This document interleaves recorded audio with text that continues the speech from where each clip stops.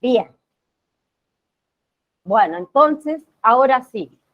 El segundo recuperatorio, que es biofarmacia, nociones de la biología y metabolismo y todo lo que es sistemas, está habilitado desde el día 19 al 21 de diciembre el recuperatorio de la validación 2. Ahora sí. De igual manera, las que me preguntaron recién no tienen que recuperarlo, así que quédense tranquilas. Los demás, bueno, sabrá cada uno. Vamos a hacer con las enfermedades que nos queda ver hepatitis. ¿Sí? Hepatitis, entonces. Tenemos la hepatitis A, ¿sí? Que es una infección hepática que es sumamente contagiosa y es causada por el virus, obviamente, de la hepatitis A. ¿Sí? El virus de la hepatitis A es uno de varios tipos. ¿Sí? No sé si soy yo o se los escucha. ¿No se escucha? ¿Las demás escuchan bien?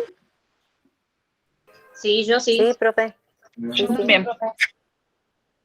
Romy, a lo mejor tenés el volumen muy bajo. Si las demás escuchan bien.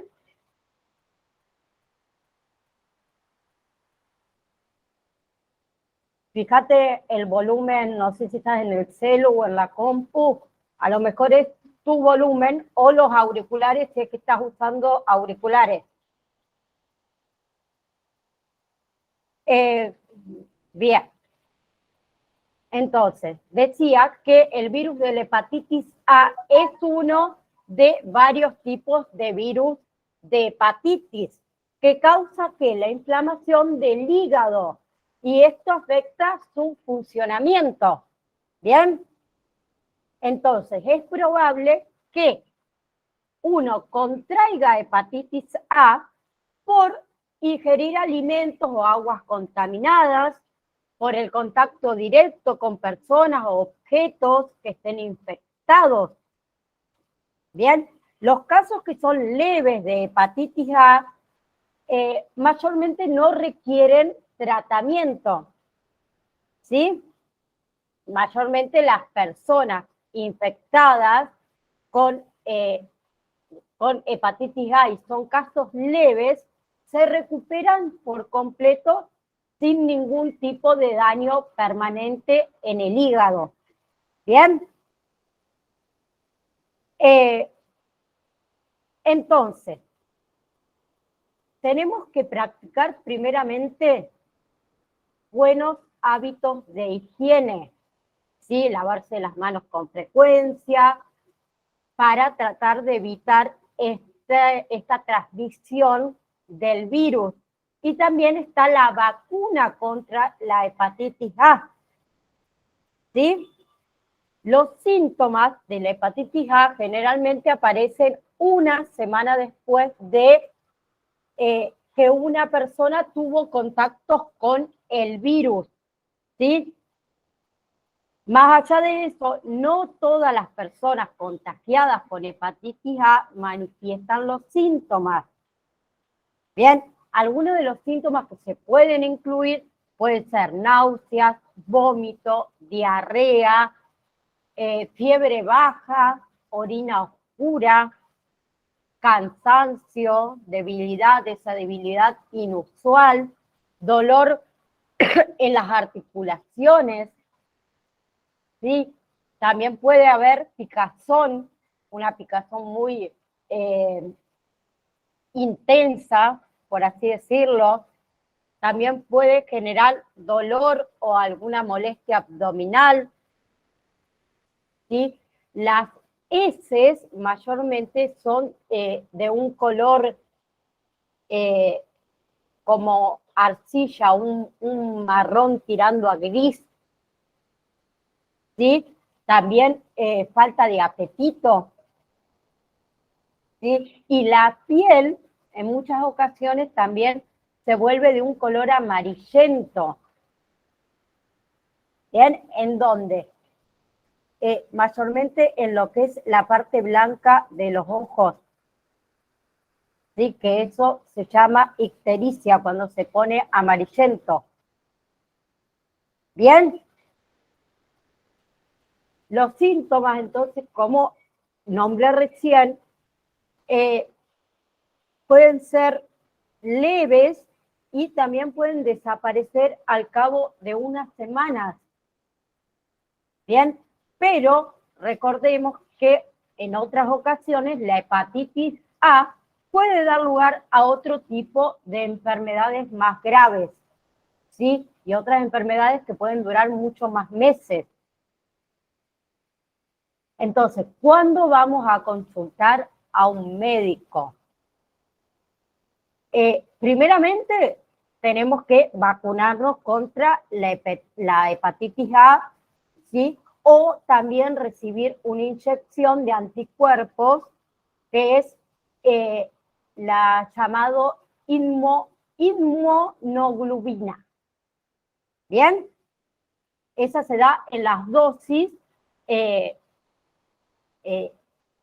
las 2 semanas, mejor dicho, siguiente a la exposición del virus de la hepatitis.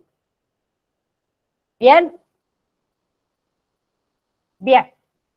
Entonces, consultamos al médico cuando vivimos con alguien que contrajo hepatitis. ¿Sí? Cuando comimos en, vamos a suponer, algún restaurante o en algún lugar donde hubo algún brote de hepatitis A. ¿Sí? Cuando también uno tiene contacto sexual con alguien que tenga hepatitis A. Bien, y si la persona viajó, ¿sí? A ciertos lugares donde el virus es común, como puede ser México, puede ser América del Sur, ¿sí? También América Central o alguna zona con malas condiciones de higiene, también hay que consultar si aparecen estos síntomas. Bien, la hepatitis A entonces se produce a causa de un virus que infecta las células del hígado y esto provoca una inflamación. Bien, entonces, ¿qué hace esta inflamación? Puede afectar lo que es el funcionamiento del hígado y comienza a causar síntomas. Bien, entonces el virus se propaga cuando, por ejemplo, las heces infectadas, así sea en pequeña cantidad, ingresan en la boca de otra persona. Eso es por transmisión fecal oral. ¿Sí? También se puede contraer cuando comemos o bebemos algo que está contaminado con heces infectadas. ¿Sí? Entonces, el virus puede vivir en las superficies durante varios meses. Bien, y se puede propagar también a través de lo que es el contacto, como el estornudar, al toser. Bien.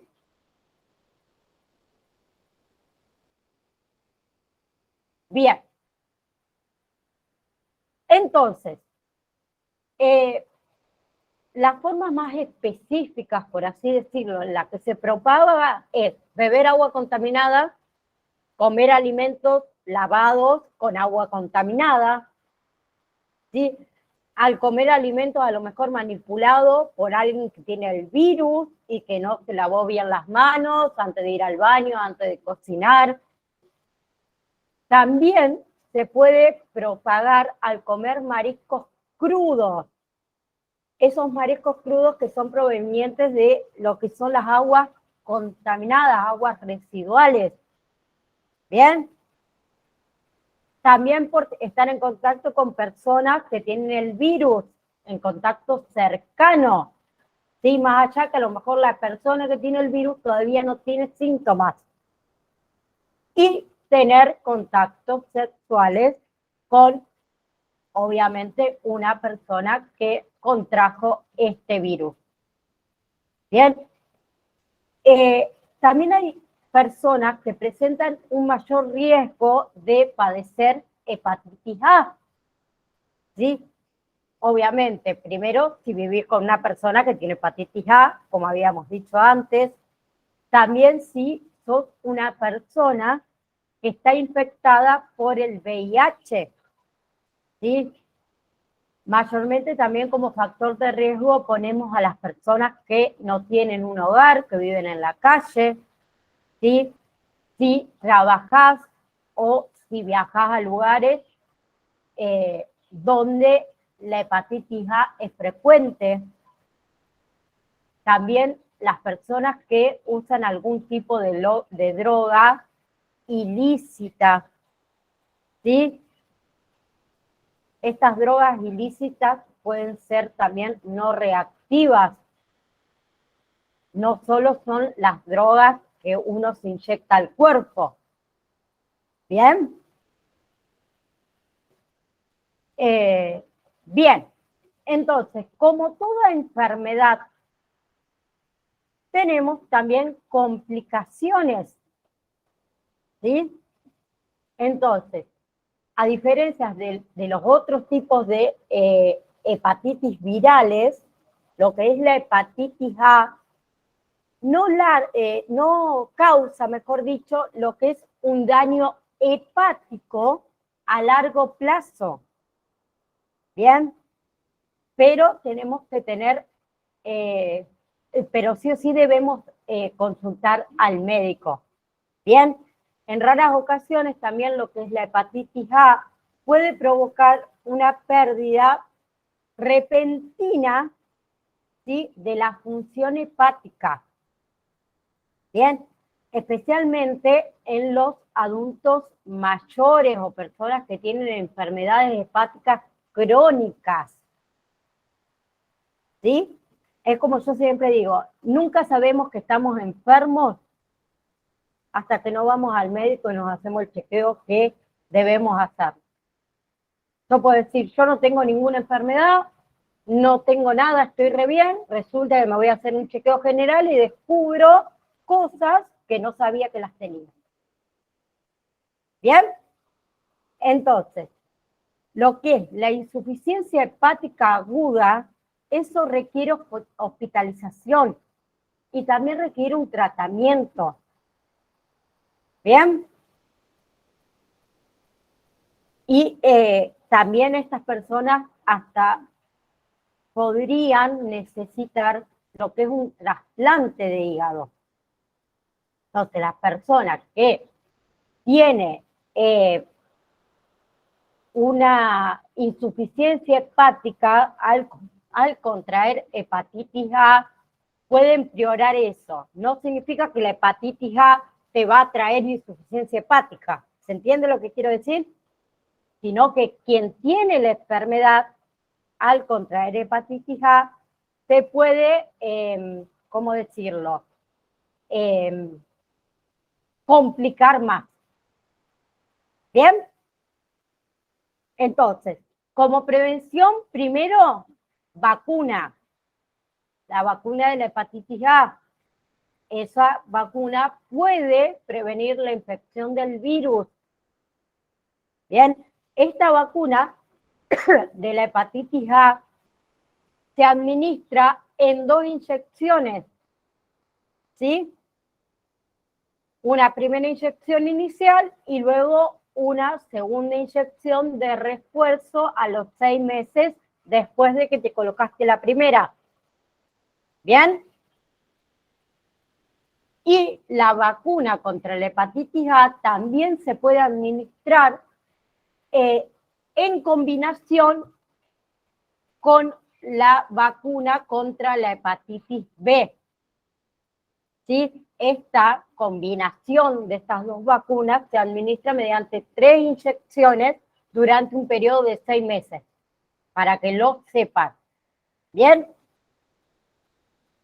Entonces, se recomienda que la vacuna de la hepatitis A, ¿sí?, se dé en todos los niños de 1 año, ¿sí? O en los niños mayores que recibieron la vacuna en lo que es la infancia. También cualquier persona mayor de 1 año que no tenga hogar. Los bebés entre los 6 y los 11 meses que viajen a ciertas partes del mundo donde haya hepatitis A y sea frecuente. También se recomienda a los familiares y a los cuidadores de niños adoptados que provienen de países donde la hepatitis A es frecuente. Se administra a todas las personas que están en contacto directo con otra persona que tenga hepatitis A. También se administra a todo el personal de laboratorios, porque ellos podrían entrar en contacto con la hepatitis A. ¿Sí? También se recomienda a todos los hombres que tengan relaciones sexuales con otros hombres. ¿Bien? También a todas las personas que usan cualquier tipo de droga, droga ilícita, a todas las personas que también tengan enfermedades hepáticas crónicas, incluido también las personas que tienen hepatitis B o hepatitis C, ¿sí? Y a todas las personas que desean obtener esa protección, esa inmunidad. ¿Bien? Bien, entonces, si uno se preocupa, ¿sí?, por el riesgo de llegar a contraer hepatitis A, lo que es mejor es preguntarle a nuestro médico, a nuestro proveedor de atención médica, si debemos vacunarnos o no debemos vacunarnos. ¿Bien? Entonces, para prevenir, para tener precauciones, cuando uno viaja a estos ciertos tipos de países, como habíamos nombrado antes, que vas a viajar a algún lugar del mundo donde haya brotes de hepatitis, ¿sí?, hay que tomar medidas. Tenemos que lavar todo lo que son las frutas, las verduras, con agua embotellada, ¿sí? Tratemos de evitar lo que son las frutas o las verduras que uno va recolectando de ciertos lugares exóticos, por ejemplo. Tratar de no comer nada de lo que son pescados o carnes que sean crudas o que sean poco cocidos. Tratemos de beber agua embotellada, que también la vamos a usar para cepillarnos los dientes, por ejemplo. ¿Bien? ¿Sí? Otra cosa menos importante es el hielo, porque no sabemos con qué agua hicieron el hielo que vamos a consumir. ¿Bien? Y vamos a suponer que vamos a un X lugar del mundo donde hay brotes o hubo recientemente brotes de hepatitis. Y queremos tomar agua y no hay agua embotellada, sí o sí que tenemos que hacer hervir el agua, ¿sí? Y si queremos hacer hielo, también hirviendo el agua que sacamos de la canilla, podemos hacer hielo, ¿sí? Tenemos que practicar siempre los buenos hábitos de higiene, ¿sí? Lavarnos las manos con frecuencia, después de ir al baño, antes de comer, antes de cocinar, antes de empezar a preparar los alimentos, Bien. Entonces, con respecto al diagnóstico de la hepatitis A, se realiza análisis de sangre, ¿sí? Eso detecta los signos del virus de la hepatitis A en nuestro cuerpo. Bien. ¿Qué se hace? Obviamente se extrae una muestra de sangre, generalmente se extrae de la vena del brazo, ¿sí? Y el laboratorio la analiza. Bien. Con respecto a lo que es el tratamiento médico, ¿sí? No existe en realidad un tratamiento específico para la hepatitis A, ¿sí? En sí, el mismo cuerpo elimina el virus de la hepatitis A por sí mismo, ¿sí? Y lo que es el hígado se cura antes de los 6 meses. ¿Bien? Entonces, lo que es el tratamiento en sí de la hepatitis A se enfoca más que nada en estar cómodos y controlar todos los síntomas que tenemos. Bien, entonces, descansar es uno de los tratamientos, ¿sí? Descansar, obviamente, si sentimos cansancio, si tenemos ganas de vomitar, si sentimos que tenemos menos energías que antes.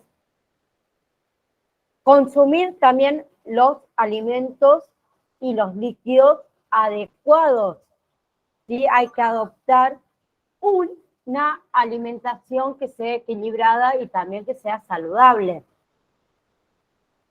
¿Qué sucede? Muchas veces las personas que sufren de hepatitis A tienen náuseas y eso puede dificultar lo que es la alimentación.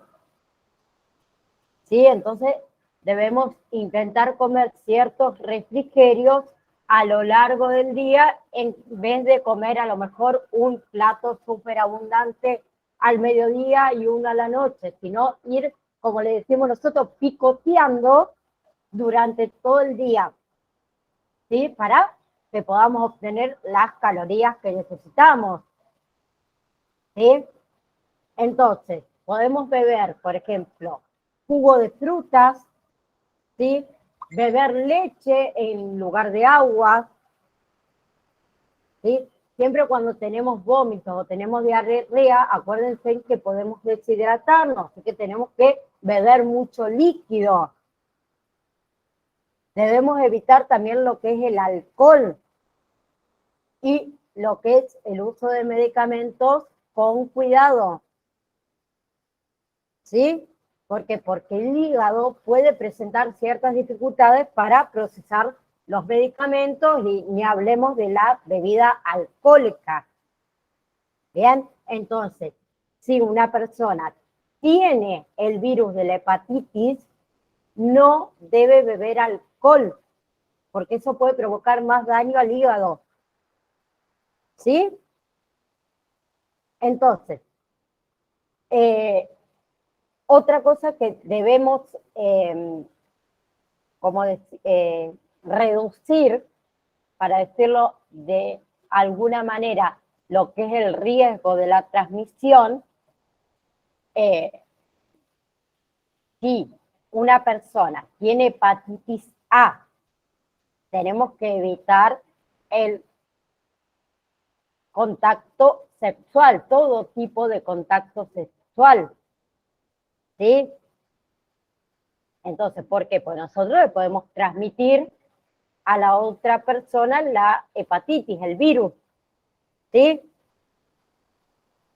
Y algunos me dirán, y bueno, lo hacemos con preservativos, ¿o no? Pero los preservativos no ofrecen una protección adecuada. Así que mientras menos relaciones sexuales tengamos, vamos a cuidar a nuestra pareja si es que nosotros contrajimos hepatitis. ¿Bien? Lavarnos las manos después de usar el baño o si tenemos niños después de cambiarle el pañal y demás. ¿Sí? Acuérdense que las manos hay que frotarlas, ¿sí? Durante mínimo 20 segundos y debemos enjuagarnos bien. Si tenemos hepatitis, debemos secarnos las manos con todo lo que sean toallas descartables o papel descartable. Bien, no vamos a usar la misma toalla que tenemos en casa y habitualmente la toalla de mano la usamos todos. Bien. Entonces,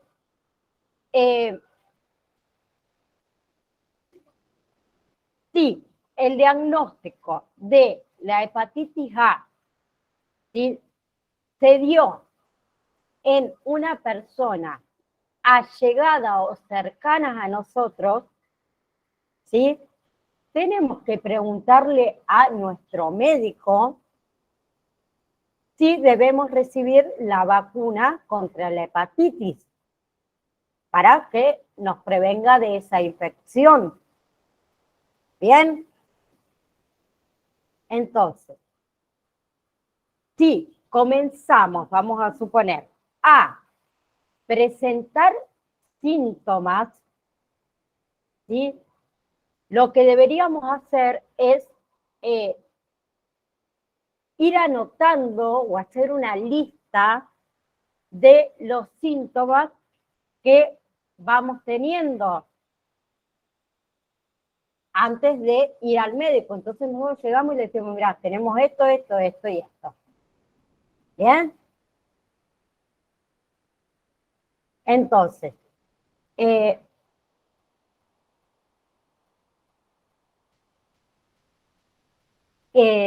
perdón. Y cuando vamos a la consulta médica, ¿sí?, siempre hacer todas las preguntas que querramos, lo que nos interesa. ¿Sí? Muchas veces no preguntamos para decir, ay, no voy a preguntar que seguro es una pavada, pero todo lo que te preocupa después causa, ¿qué? ¿Qué causa después? Estrés. ¿Bien? Le podemos preguntar, por ejemplo, al médico, ¿cuáles podrían ser la causa de esos síntomas o de la infección? ¿Cómo me la contraje? ¿Sí? Hay personas que tienen sexo casual y no le preguntan a la otra persona, che, ¿vos estuviste en contacto con alguien que tiene hepatitis A? No. ¿Sí? Entonces, por ejemplo, preguntarle, si nosotros ya estamos diagnosticadas que tenemos hepatitis A, ¿qué puedo hacer para no infectar a las otras personas? ¿Debería recibir la vacuna de la hepatitis A las personas que están cerca a mí? Yo, teniendo hepatitis A, ¿puedo seguir trabajando? ¿Puedo seguir yendo a las clases teniendo hepatitis A? ¿Sí? O, por ejemplo, cuando yo sé que no contagio más al otro. ¿Sí? Son preguntas que le podríamos hacer a nuestro médico. El médico obviamente te va a preguntar cuándo comenzaron los síntomas, si viajaste a algún lugar, si tuviste contacto con alguien que padezca hepatitis A. ¿Sí? Bien. Y ahora pasamos a lo que es la hepatitis B. La hepatitis B también es una infección hepática, pero es grave. Bien, es causada obviamente por el virus de la hepatitis B, que es VHB,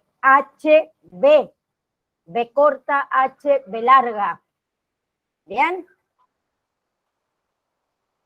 para algunas personas, esta infección de la hepatitis B se puede volver crónica, lo que significa que dura más de 6 meses.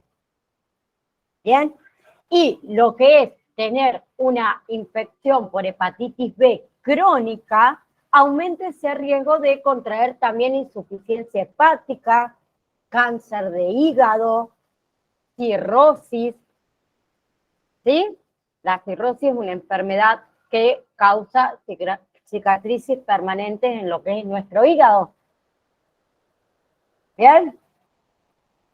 Mayormente los adultos que se infectaron con hepatitis B se recupera por completo, ¿sí? Incluso si lo que son los síntomas y los signos son graves, ¿bien?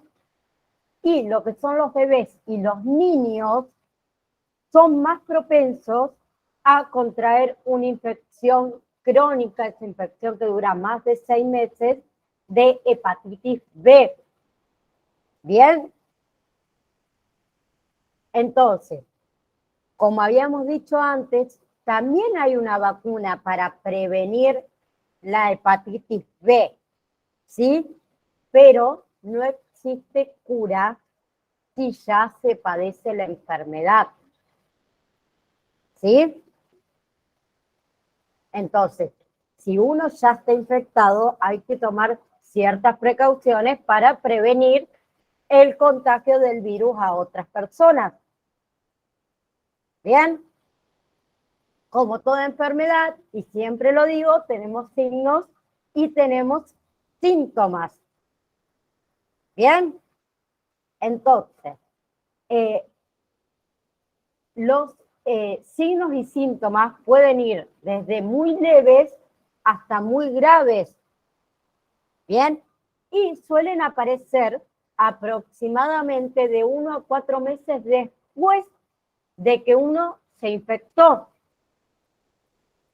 ¿Sí? De igual manera, en ciertos casos, algunas personas pueden presentar algunos de estos síntomas y signos después de las 2 semanas de infección. ¿Sí? Y lo que son los niños pequeños, ¿sí? Por lo general, pueden directamente no tener síntomas. ¿Bien? Entonces, como signos y síntomas puede ser dolor abdominal, dolor articular, fiebre, pérdida del apetito, náuseas, vómitos, orina oscura, ¿sí? Es muy parecido a la hepatitis A. ¿Bien? Y otra cosa es el color amarillento de la piel y en la parte blanca de los ojos, igual que la hepatitis A. Bien, entonces si padecemos alguno de estos signos y síntomas, directamente comunicarnos con nuestro médico. Bien. Entonces, este virus se transmite de persona a persona a través de ¿qué? De la sangre, del semen o de cualquier otro líquido corporal. Este no se transmite al estornudar ni al toser. ¿Bien? No es igual que la hepatitis A. ¿Sí? Bien. Entonces, ¿cómo se hace la propagación? Compartiendo agujas, por ejemplo, contactos sexuales, pinchazos a lo mejor accidentales con aguja y también de madre a hijo. ¿Bien? Entonces, como había dicho antes, la infección por hepatitis B puede ser pasajera, que sería aguda, o duradera, que sería crónica. ¿Sí? la infección, entonces, por hepatitis B aguda, dura menos de 6 meses. ¿Sí?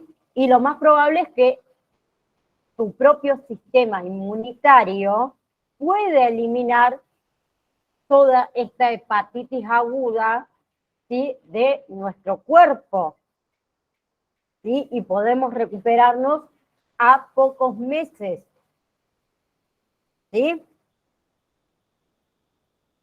En cambio, la infección por hepatitis B crónica dura más de 6 meses, ¿sí?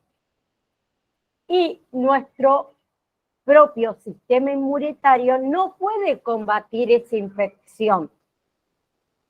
Bien, entonces la infección crónica puede durar toda la vida y puede provocar enfermedades graves, como dijimos, puede ser el cáncer de hígado o la cirrosis. Bien, entonces, cuanto más joven una persona se contagie, ¿sí?, especialmente en los niños recién nacidos o en los niños menores de 5 años, mayor es el riesgo de que la enfermedad se haga crónica. ¿Por qué? ¿Por qué tienen más riesgo los niños que las personas adultas? Porque tienen las defensas más bajas.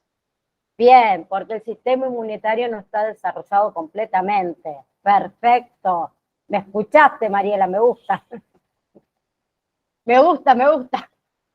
Bien. Entonces, ¿cuáles son los factores de riesgo?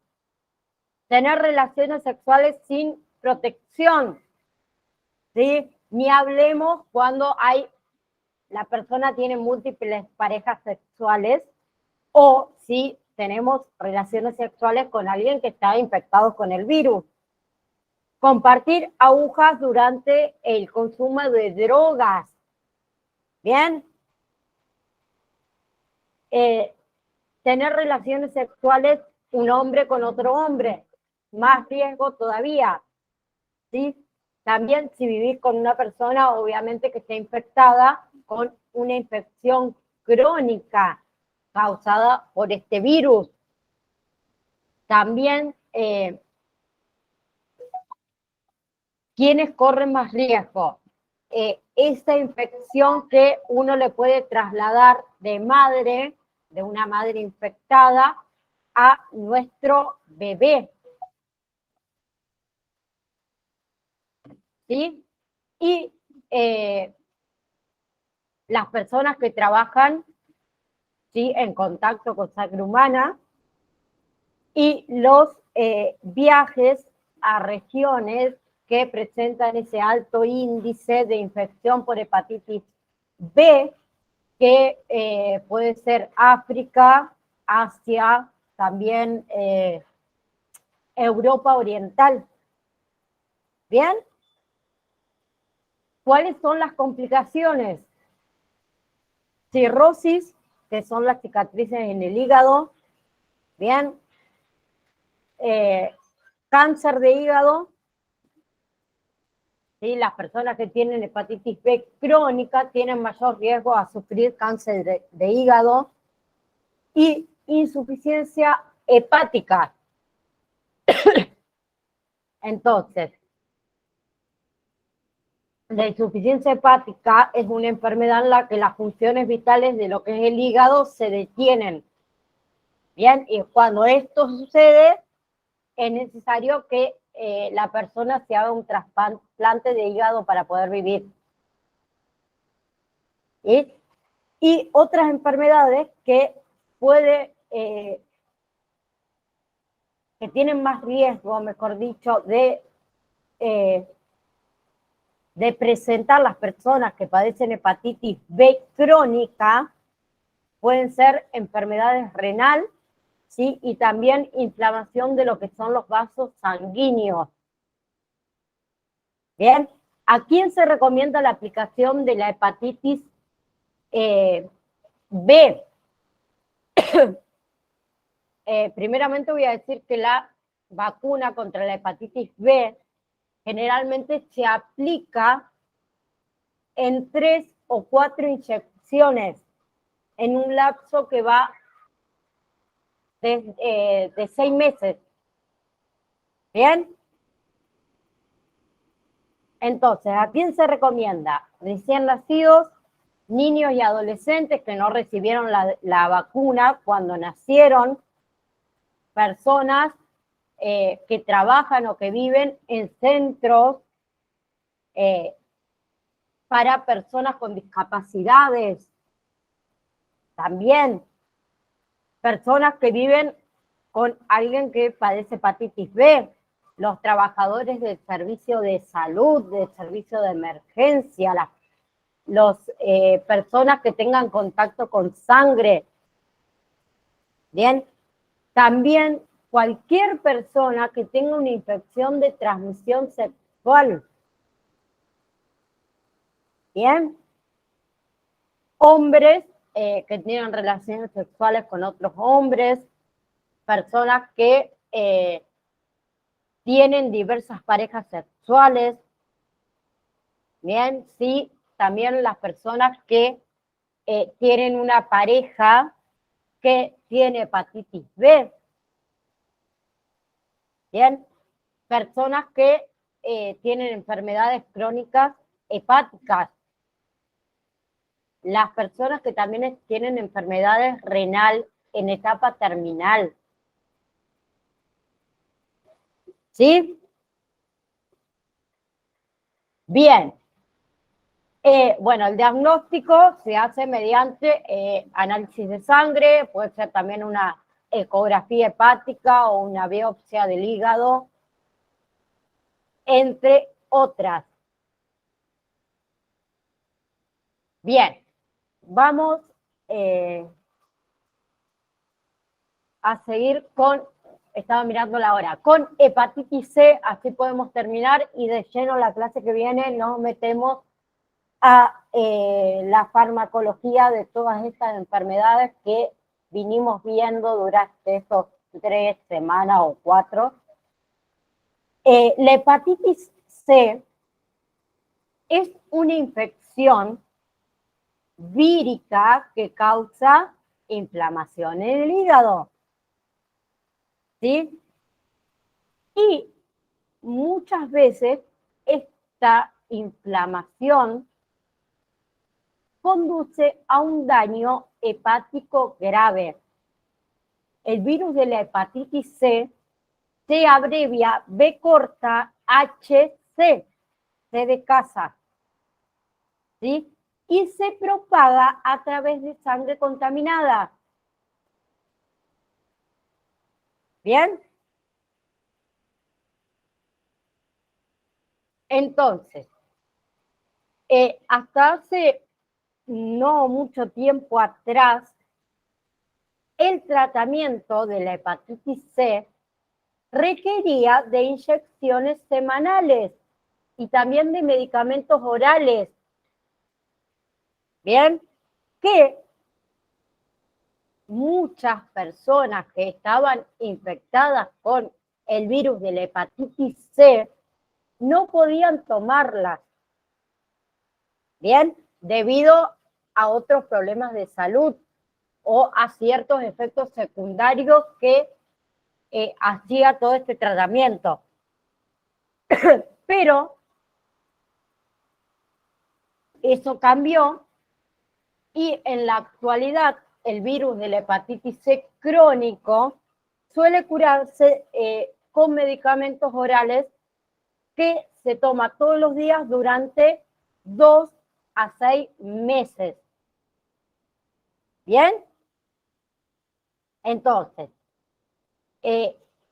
otra cosa que quiero que sepan, que la mitad de las personas que tienen hepatitis C no saben que están infectadas. ¿Sí? Principalmente no saben por qué, porque no tienen síntomas. O esos síntomas pueden tardar hasta décadas en aparecer. ¿Bien? Entonces, los signos y los síntomas pueden ser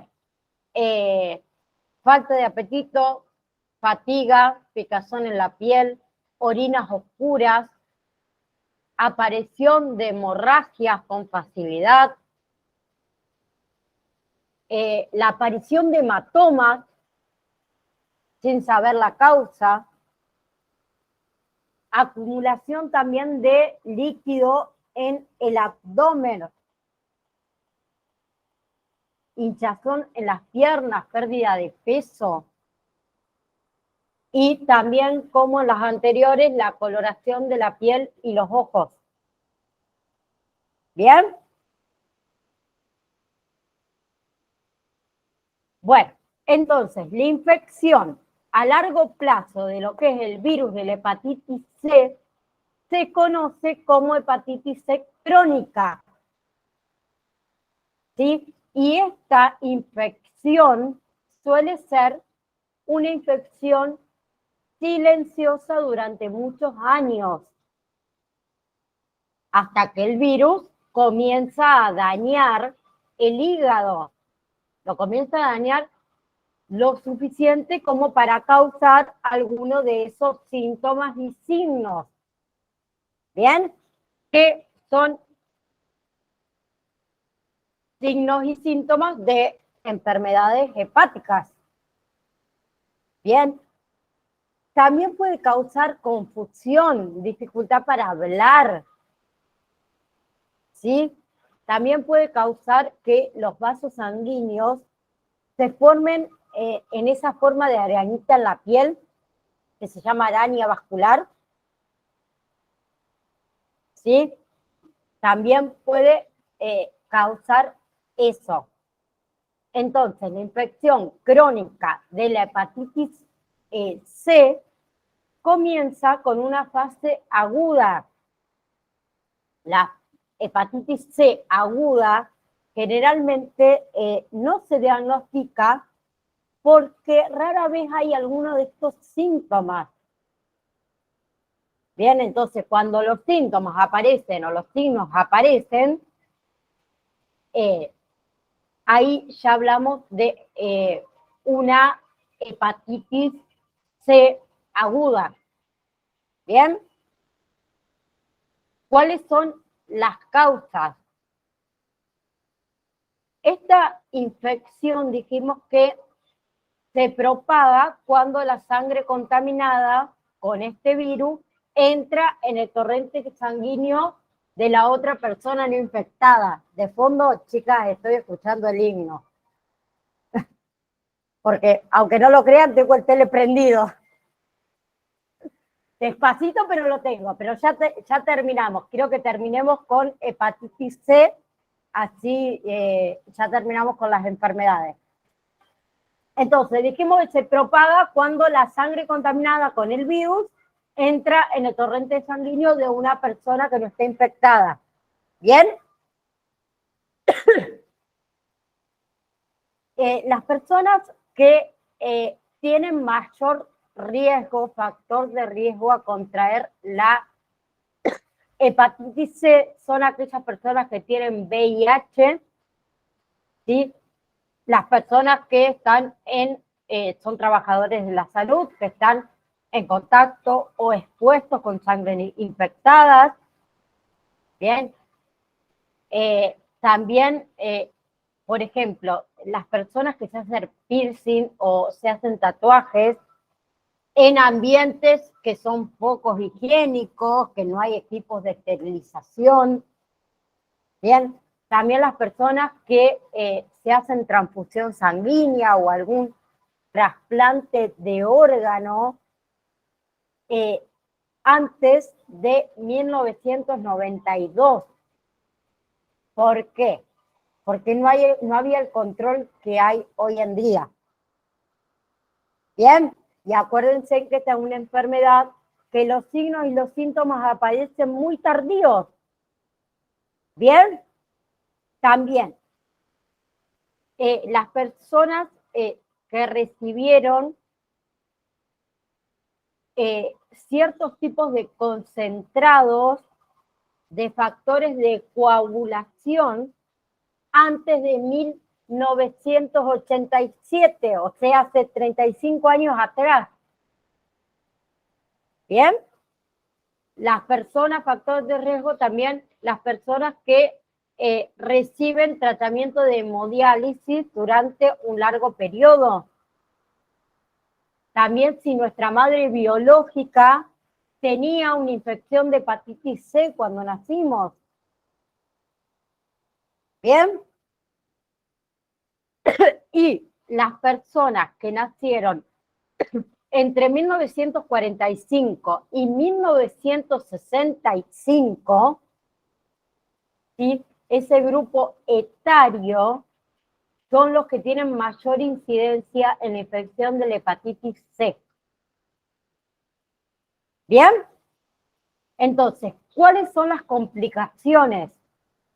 La infección de la hepatitis C, que continúa durante muchos años, puede causar ciertas complicaciones, como fibrosis del hígado, cirrosis, ¿sí? Cáncer de hígado y insuficiencia hepática, lo mismo que en la hepatitis B. ¿Bien?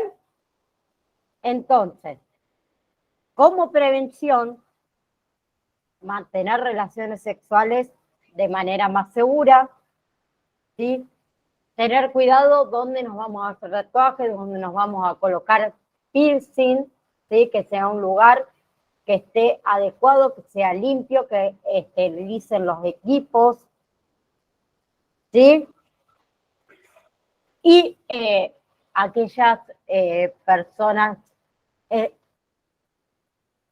difícil hacerlo, es más fácil decirlo, las personas que consumen drogas ilegales, particularmente las que se inyectan, deberían buscar ayuda para tratar de no contraer ninguna de estas enfermedades, aunque es difícil que pidan ayuda, pero bueno, sería lo adecuado. ¿Bien? Bien, entonces, ¿qué exámenes se realizan para esta detección de lo que es la hepatitis C? Análisis de sangre, ¿sí? También se hacen pruebas por daños hepáticos, ¿sí? Como biopsias de hígado, análisis de sangre, dijimos, y no, creo que nada más. Y nos quedaría ver hemorroides, si me dan 5 minutos más. ¿Podemos 5 minutos más? ¿Sí? Bien, hemorroides. Las hemorroides también las llamamos almorranas, ¿sí? Son venas hinchadas en el ano y la parte inferior de lo que es el recto. ¿Bien? Las hemorroides, entonces, pueden desarrollarse dentro de lo que es el recto. Se llama hemorroides internas. O también debajo de la piel, alrededor del ano, que se llama hemorroides externas. ¿Sí? Entonces, cada 3, o sea, casi 3 de cada 4 adultos tendrán hemorroides de vez en cuando. ¿Bien? La hemorroide tiene varias causas, pero a menudo la causa se desconoce, después lo vamos a ver. Lo que son los signos y los síntomas también dependen del tipo de hemorroides que tengas. Por ejemplo, las personas que tienen hemorroides externas, ¿sí? Que se ubica debajo de la piel que rodea el ano, pueden tener picación o irritación en lo que es la zona anal, dolor o molestia, hinchazón alrededor del ano y hasta sangrado. En cambio, las personas que padecen de hemorroide interna, que se encuentran dentro del recto, ¿sí? Que no se puede ver, no se puede sentir y rara vez puede causar algún malestar, pero lo que son los esfuerzos pueden causar signos y síntomas. Puede causar un sangrado que puede ser indoloro durante las deposiciones, cuando vamos al baño, ¿sí? Se pueden notar pequeñas cantidades de sangre, o cuando nos limpiamos con el papel higiénico. Bien, y también puede provocar algún dolor o alguna irritación cuando una hemorroide se empuja a través de lo que es la abertura anal. También tenemos lo que son las hemorroides trombosadas, ¿sí? Que es cuando la sangre, o sea, si la sangre se acumula en lo que es una hemorroide externa y forma un coágulo, un trombo, puede provocar dolor intestinal, dolor intenso, intestinal, escúchame a mí, hinchazón, inflamación. ¿Bien? Entonces,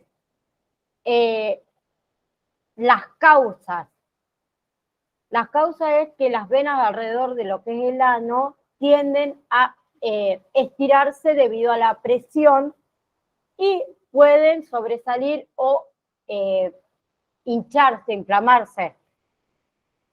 ¿Sí? Entonces, las hemorroides se pueden desarrollar por un aumento de esa presión en la parte inferior de lo que es el recto. Bien, puede ser debido a un esfuerzo, puede ser al sentarse durante largos periodos en lo que es el inodoro, por ejemplo, las personas que padecen diarrea crónica o también estreñimiento, ser obeso, estar embarazada, tener relaciones sexuales anales, ¿sí? Entonces, ¿quiénes padecen, quién tiene mayor factor de riesgo? Bien, a medida que envejecemos, en realidad es cuando tenemos más riesgo de sufrir hemorroides. Bien, ¿por qué? Porque eso se debe a que los tejidos que sostienen lo que son las venas en el recto y lo que es el ano se pueden debilitar y se pueden estirar. Bien, lo mismo pasa en lo que es en el embarazo. ¿Por qué? Porque el peso de lo que es el bebé en nuestra barriga ejerce presión sobre lo que es nuestra región anal. Bien, y las complicaciones de las hemorroides son raras, pero puede llegar a incluir lo que son anemias, ¿sí?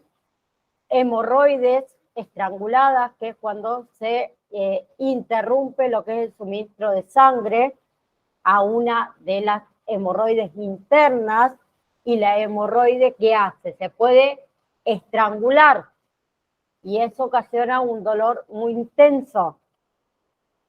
Y otra complicación son los coágulos sanguíneos, que se puede, como habíamos dicho antes, formar un coágulo en una hemorroide que no es en realidad peligroso, pero puede ser muy doloroso y a veces se necesita punzarlo y drenarlo. Bien, entonces como prevención tenemos que comer alimentos ricos en fibra, beber mucho líquido, bien, no hacer esfuerzos, ir al baño apenas nos urge, apenas tenemos ganas, bien, hacer ejercicio. Y también tenemos que evitar estar sentado durante mucho tiempo. Con respecto al diagnóstico, se hace inspección visual, ¿sí? Luego también se puede hacer un examen digital, ¿sí? Que el médico que hace en eso inserta un dedo, obviamente con un guante lubricado en lo que es el recto, ¿sí? Y él intenta con eso ver si hay algo irregular, como pueden ser los tumores. ¿Bien? Entonces, con respecto al tratamiento, tenemos lo que son, lo podríamos llamar remedios caseros, comer alimentos ricos en lo que es fibras, frutas, verduras, cereales integrales.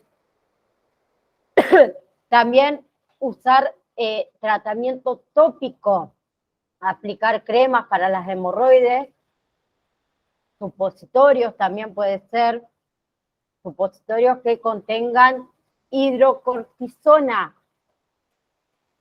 ¿Bien? O también suelen utilizar para el dolor unas almohadillas que tienen un agente anestésico. ¿Bien? Otra cosa que podemos hacer en casa es sumergirnos con frecuencia, aquellos que tienen bañera, con agua tibia, ¿sí? Más o menos durante 10 o 15 minutos, 2 o 3 veces al día.